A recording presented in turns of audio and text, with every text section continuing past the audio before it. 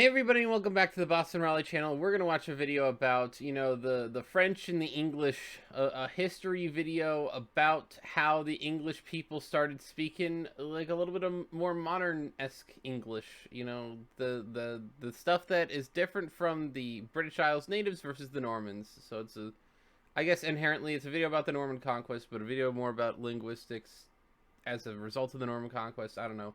We're going to get into it. Oversimplified history. This is a great channel. Definitely watch his videos. He's a funny guy. We're gonna watch a video. This video was made possible by Skillshare, an online learning community with over 17,000 classes in just about anything you can imagine. Keep watching until the end of the video to learn how you can get your first 2 months for free. I don't want Skillshare. England in the Middle Ages. The sun is shining. Ayo. The birds are singing. The children are playing in the village square. What a wonderful time to be alive. Hey, not really. Dysentery. And also we're being raided by Vikings. Yeah, see, this is what happens is like back in the turn of the millennia, the last turn of the millennia, the English, the British Isles, they're just getting hammed on by Vikings, man. What an awful time to be alive. Yay. It's the year 900. Europe is a Viking's wet dream. Raids galore. Hey, you want to go raid Paris? Okay. That particular raid didn't go too well, but the King of the Franks said, "You guys are pretty tough and scary. How about we give you land in northern France, and in return, you protect us from other Vikings?" And it was agreed. The Vikings set up the Duchy of Normandy, and then they... Dude, that's awesome. The Duchy of Normandy? Let's go. I mean, but you got this cool thing where if you have in France, like a whole chunk of a whole chunk of mainland that you give to the Vikings in exchange for... I don't know, you just get to be like our warlords of the sea, like in One Piece, they just, here's your land, that's what you get from us, and then we get from you guys going and beating up everyone else. That's cool.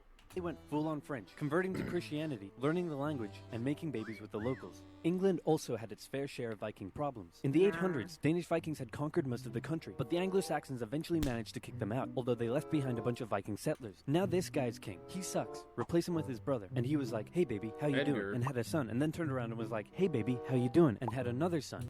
See, it's funny because that Edgar guy, they had a lot of babies back then. And then he died and no one was sure which son to make king. This one, because he's older. Not if I have anything to do with it.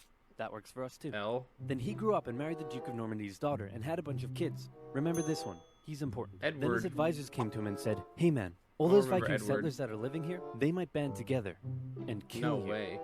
Well then why don't we kill them first? And so it was. This pissed off the Danish king, who launched an invasion, and the Vikings conquered England once again. See, it's funny because they have all these different turmoil wars. You got like people killing people. You got people killing royal people.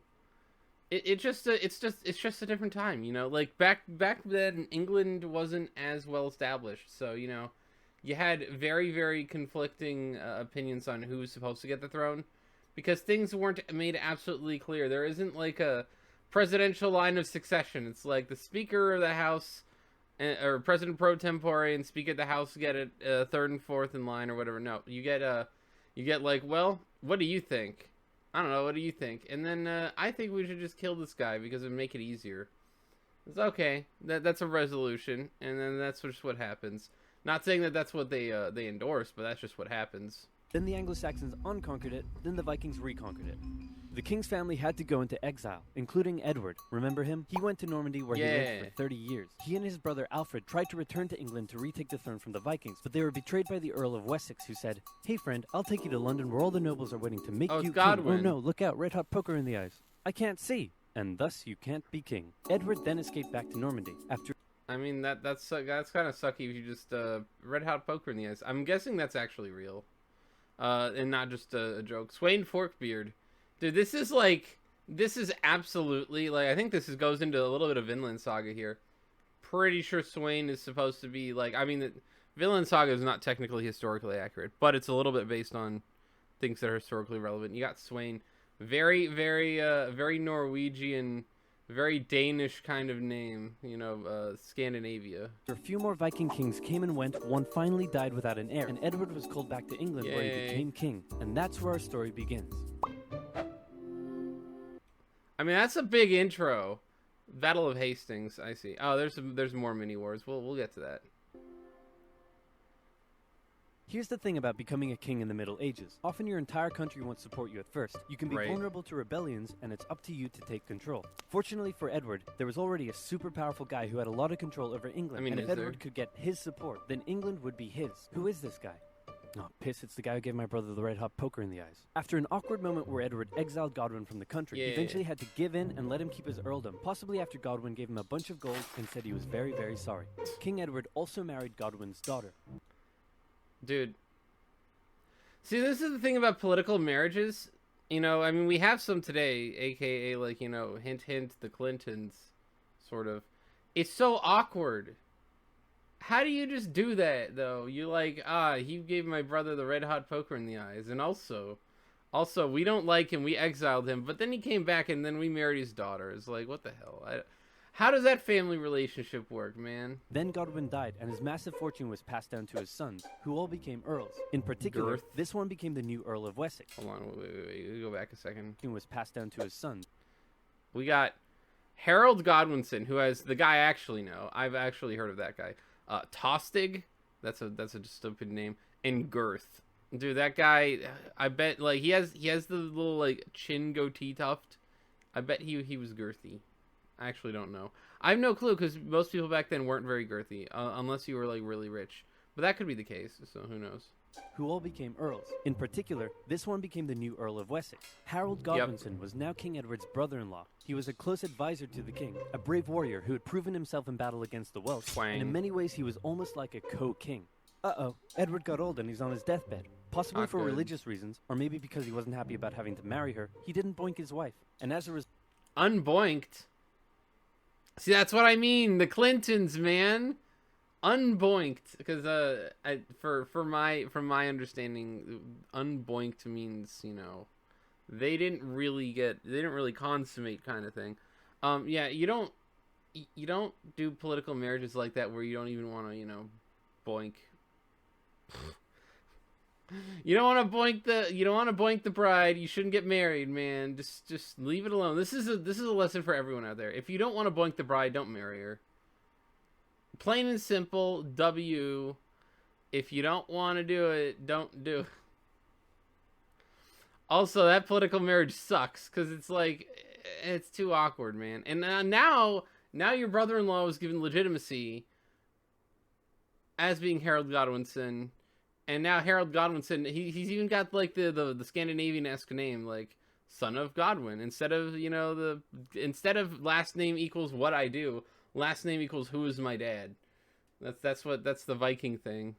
Has no kids, meaning there's no obvious heir to the throne. Meaning Right. I'm gonna be king. He does have a grandnephew. It could be him. No, let's go with me. Just one problem. I mentioned that Edward's mother was a Norman. Edward Right. grew up in Normandy, and he had a lot of Norman friends. The Yeah. current Duke of Normandy was William the Bastard. Why was he called Yay. the Bastard? One day his father was sneaking out of his castle when his advisors said, "Where are you going?" To the tanner's shop? Why? To get a Yeah. tan. Let's go! Honestly, that's what I would think a tanner shop does. Doesn't it just tan? Don't they just tan leather, or whatever? It's like leather stuff, right? Isn't that what a tanner is? To get a tan, dude. This is why you don't get a tan if you're in the UK. This is that he cursed. It's like the curse of the Bambino here. You just cursed now. You can't get a tan. You'll just burn. But that was a lie. Firstly, because tanners give you leather, not tans. And That's secondly, right. because he was really going to see the tanner's daughter. One thing leads to Yeah. another, and out comes baby William, born out of wedlock. Thus, an Yeah. absolute bastard. His father died when William was 7 or 8, and he became the new Duke. He spent most of his childhood narrowly avoiding assassination, which probably turned him into the big balls tough guy he's remembered as This man's a sexy bastard. today. In 1051, the town of Alençon tried to rebel against him, and the townspeople beat on dead animal skins as an insult to his commoner mother. William was furious, and he responded by, well, That's such a random kind of protest. Can you imagine if people were stupid enough to do shit like that today? Hint, hint. let's just say it wasn't pretty. That's the kind of guy we're dealing with here. William and Edward Big were good balls friends, guy. and Edward allegedly promised that William could have the English throne after him. A decade later, Harold Godwinson even visited Yep. William and pledged an oath to him over holy relics, promising that William could be the next king of England. although it's Wow. possible Harold only did it because William was holding his family hostage. I mean, is it... Guys, does it count if your family's being held hostage and you have to? Also, should it just count anyway and William just becomes the king anyway? I mean, I feel like he won. He seems the most rightful in all due respects. So when William heard that the king was on his deathbed, he said, "Hooray, I'm going to be king." So now you have two extremely powerful men who both think they're Right. about to become the next king. But wait. This guy is the king of Norway. He spent most of Harald. his life as a warrior for hire, fighting for whoever would give him the most gold. You name a place, he probably Right. fought a war there. Poland? Yep. Estonia? Yep. Against pirates in the Mediterranean? Yep. The Holy Lands? Sicily? And Bulgaria? Yep. He got crazy rich off the back of it and was I mean, it just kind of sounds like, except for the crazy rich part, it just kind of sounds like, you know, if you got a dad who's been all around the world in the Navy or some shit like that, that's about the same. You just end up everywhere for a little bit. swimming in gold. Then he returned home and became king. One of the previous Norwegian kings had made an agreement with one of England's Viking kings, saying Yep. that when that Viking king died, the king of Norway would get the English throne. Wait a minute, but the Viking king already died. They didn't take the throne already. I feel like they're showing up a little late to the party, pal. You know. Although conquest is a valid option, so if you conquest your land, the land that you're trying to get, you kind of just sort of become the rightful king based on that. Hardrada felt that because of this agreement, he was now entitled to the English throne. He was also eager to go on one last big conquest that would turn him Yeah. into a legend. So when he got word that Edward was on his deathbed, he thought, "I'm going to invade England, and then I'm going to be king." So now we have three extremely powerful men who all think they're about to become the next king of England, and that means somebody's probably about to get hurt. Back in England, Harold Godwinson is watching over the dying King Edward. Suddenly, he comes out with a shocking announcement. "Hey, everyone, gather in. That's it. Come closer. Don't be shy." Okay, so I've got bad news. The king is dead. I know, very sad. But good Very sad. news. He said that I should be the next king. So, hooray for me. Yeah, that's about what I expected. And, oh yeah, he said that if he once told anyone else they could be king, that he doesn't like them anymore, and they should just stay in Normandy. Right. And also he said that no one should ask any further questions. Okay, good talk. Go do whatever it is you do. Usually it took months of preparation to crown a new king, but Harold rushed it, and Nah. he had himself crowned the same day King Edward was buried. Yeah, because he knows. It's not like he doesn't know. If you really want to be king and you're a little bit nervous about that whole situation, you know there's other people who can try and do this. In Normandy, William's advisors came to him and said, "Hey, Big Willie, bad news. Harold Godwinson has taken the English throne." And William was furious, so he sent an envoy to Harold who said, "William says you stole the throne and demands you immediately return it to him." Let me think about that. No. No. He said no. That bastard. Wait, I thought you were the bastard. Dude. Uncool. He's the sexy bastard, as we all know. William immediately began gathering his armies together and preparing for an invasion of England. No, wait, he's the son of the sexy bastard. Sorry, I'm getting a little confused in my own analysis here. Now, killing a king was generally frowned upon in old-timey Europe because they were considered to have been chosen by God himself. So back in Normandy, No, wait. He is the I'm double confusing myself because we're going through different kids so fast. He is the sexy bastard, and his plan is to kill Harold Godwinson, which makes sense because it's the only way you're going to resolve these things. It is unfortunate, and that's why you have all that like sort of brutal violence in the Middle Ages. Like there were only certain ways to resolve things when you didn't have rule of law and well-structured legal codes to take care of these things. You didn't have a Supreme Court. They don't just decide, all right, you're king now. You got the conquest, you know?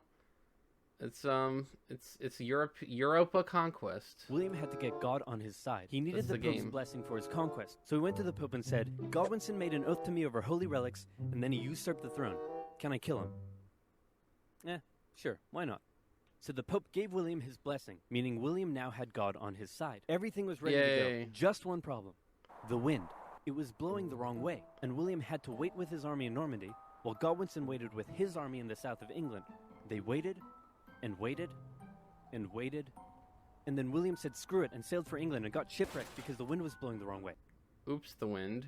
So then he decided to keep on waiting. They waited for 2 months and the wind never changed. Eventually Right. Godwinson got bored and also ran out of food for his soldiers. So he sent them all home and he returned to Lol. London. The south coast was undefended and all William could do was keep waiting. While the northerly wind kept William in Normandy, it was Right. carrying Hardrada and his Viking army to England. Hardrada landed near the old Viking city of York and defeated a regional army led by the northern earls, and York surrendered. When Godwinson heard about this, he Well- must have been pretty upset. He had just disbanded his army, and now he had to gather them all together again and march all the way north. He made the exhausting journey in just 4 days, which is crazy quick, and he caught the Vikings off guard and unprepared for battle. Yo, bridge fight, dude. When you're this formation is always so fun. Like I love choke point bridge fights. Those are always best. Like when I play a game like Fire Emblem, choke point bridge fight is my favorite. Well, not quite. Castle Defense is probably my actual favorite kind of like fight map, but choke point and bridge is very cool because you can sort of use low numbers to do very good things to stop your enemy. The two armies very stood on cool. either side of the river Derwent. Legend says that a berserker Viking single-handedly held the only bridge crossing the river, Yeah. dodging walls and fending off attackers, until Yeah. some English soldiers got under the bridge in a barrel and gave him the old spear in the jewels. This gave the Vikings Ow. enough time to form a shield wall, but because they had been caught off guard, many weren't wearing their chainmail and armor. What? And the English eventually Dude, that berserker died in vain. What the hell? defeated them, killing Hardrada, and with him, bringing the Viking era in England to an end.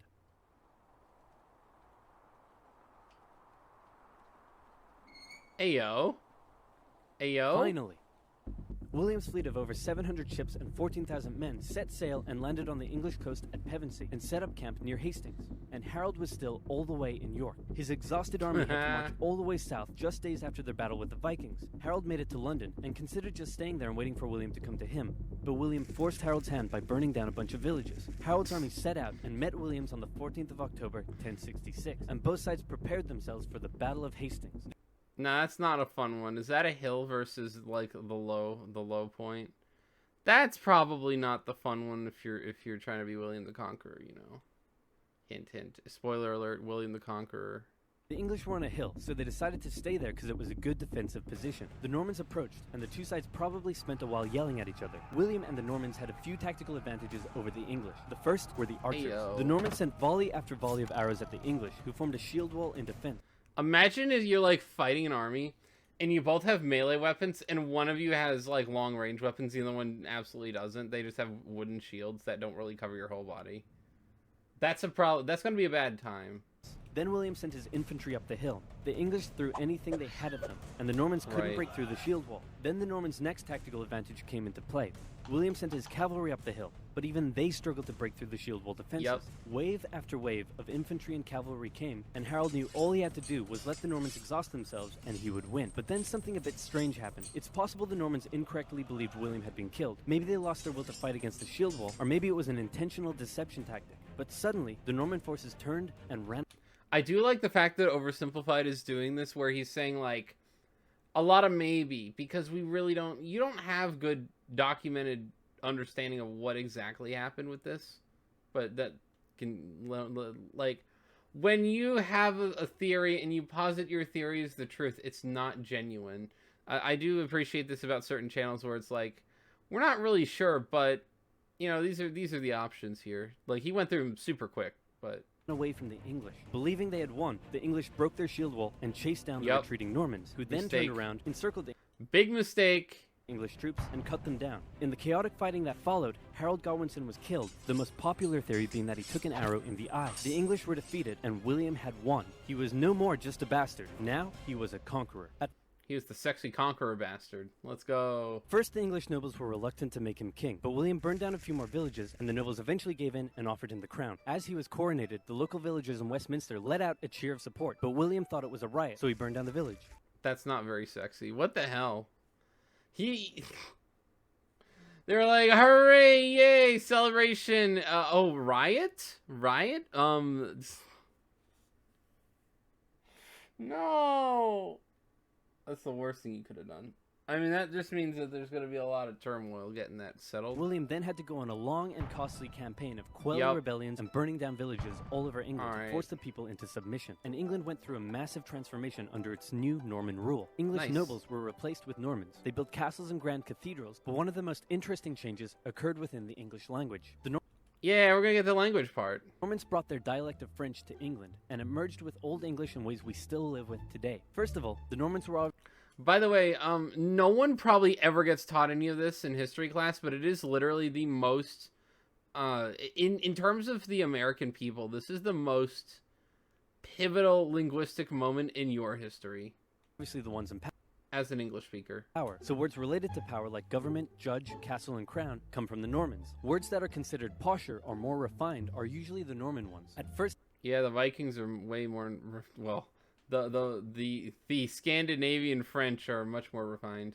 the Anglo-Saxons probably weren't that friendly to the Normans, while the Normans likely weren't that amiable towards the Anglo-Saxons. Yeah. An Anglo-Saxon might come into a room, but a Norman would enter into a chamber. An Man, it's so classy. Anglo-Saxon might buy themselves a shirt, while a Norman would purchase a blouse. And while that filthy Right. peasant's new shirt may be fair, the Norman blouse is absolutely beautiful. The Normans actually considered some Anglo-Saxon words so crude that I can't even say them on YouTube. But there's more. Ask an Anglo-Saxon what job he does, and he might respond with some low-level trade, such as a baker, a miller, or a shoemaker. Those are all last names, too. But a Norman has a skilled trade, like a painter, a tailor, or a merchant. The see. Anglo-Saxon farmers working in the fields owned many cows, pigs, and sheep, but once they were served up in a Norman banquet, they became beef, pork, and mutton. Yo, I love pork and mutton and beef. Actually, I want some more mutton. Too bad it's too expensive here. And written English changed too. Since many Anglo-Saxons couldn't write, the written language was romanticized. Your annoying Right. friend that says cool whip might just be speaking an old English dialect, as the Anglo-Saxons originally wrote it when, where, and what. So wait, HW. So the HW pronunciation. Oh my god. The first one being when, where, and what. Wait. Oh god, those are so obnoxious. I'm so glad we have the Normanized language. Oh, look at that garbage. Look at that. I mean, it's probably sexy to some people. I just don't find it good. When, where, and what, and whom, and like I don't like any of that shit. Don't hwa. But the Normans swapped the W and H around, and the long English A vowel sounded more like an O to the Normans, so you can thank them that you live in a home, not a ham. Yay. Hey, fun fact about William, the man couldn't read or write, not in French, not in English, not in anything. Well, what if I told you there was a place where you could learn French, English, Incroyable. even Japanese if you wanted, and not just that. No, we're gonna get a Skillshare ad, right? All right, so that was the video. We learned about how William the Conqueror played the saxophone. We learned how about William the Conqueror changed our language. That was a good history lesson. I'm very happy about it. We're gonna do more. We're gonna do a lot more stuff on the channel. What else would you like me to react to? Definitely be sure to leave that stuff in the comments. I would like to see more and more history. We're gonna learn all the lore, world lore conquering. That's what this channel is gonna be about, kind of. Also, it's a lot easier to crank these out when I'm working like 3 other jobs. But we're gonna watch a lot more history. We're gonna do a lot of that stuff. Well, definitely let me know if you want to see more oversimplified history. A lot of his newer videos are not super fast like these. He just kind of like, I know, I think this is one of his older videos. He just kind of burns through information really quickly. So, I mean, you're not getting as in-depth and as like the time-wise, the amount of time you need to chew on the concepts. That is one thing I think he really improved on later on. And he has way longer videos about like the Punic Wars and stuff like that. Let me know if you want me to react to more of oversimplified history. Let me know if you want me to react to other history channels. I'll be back. See you all next time. See you on Monday with more China. Bye-bye.